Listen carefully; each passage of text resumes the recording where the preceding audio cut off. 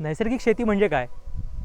अगदी सोप्या भाषेत सांगायचं झालं तर नैसर्गिक शेती म्हणजे आपल्या पंचेंद्रियांना आनंद देणारी शेती. सकाळी शेतामध्ये आल्यावरती सुंदर अशा ह्या हिरव्या निसर्गाने, या गार वाऱ्याने आणि सुंदर आसमंतात भरलेल्या या ताजेपणाने, उत्साहाने आपलं स्वागत व्हावं म्हणजे नैसर्गिक शेती.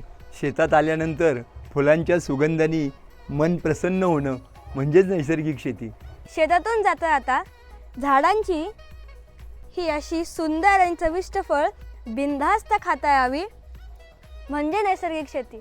सकाळी शेतामध्ये येताच पक्ष्यांच्या किलबिलाटाने, खळणाऱ्या ओढ्याच्या धबधब्याने कान तृप्त व्हावेत म्हणजे नैसर्गिक शेती. शहरातून गावाकडे परतलेल्या आमच्यासारख्या शहरी लोकांच्या या 3 पिढ्यांना नैसर्गिक शेतीचा खरा अर्थ समजून सांगितला तो म्हणजे आमचे गुरु श्री राजेंद्र भट सर यांनी. आपल्या 30 वर्षाच्या अनुभवातून त्यांनी आमच्यासारखे अनेक शिष्य तयार केले आणि त्यामार्फत नैसर्गिक शेतीची ही वेगवेगळी प्रारूपं उभं राहिली. पंचेंद्रियांना अनुभव देणारी ही सुखासमाधानी शेती म्हणजे हा व्यवसाय नसून तर एक जीवन पद्धती आहे हे त्यांनी आमच्या मनावरती बिंबवलं. त्यांचा हाच सगळा अनुभव त्यांनी आता पुस्तक रूपाने शब्दबद्ध केला आहे. तुम्हालाही जर नैसर्गिक शेतीमध्ये उतरायचं असेल किंवा नैसर्गिक शेतीची माहिती घ्यायची असेल तर हे पुस्तक तुम्ही नक्की वाचा.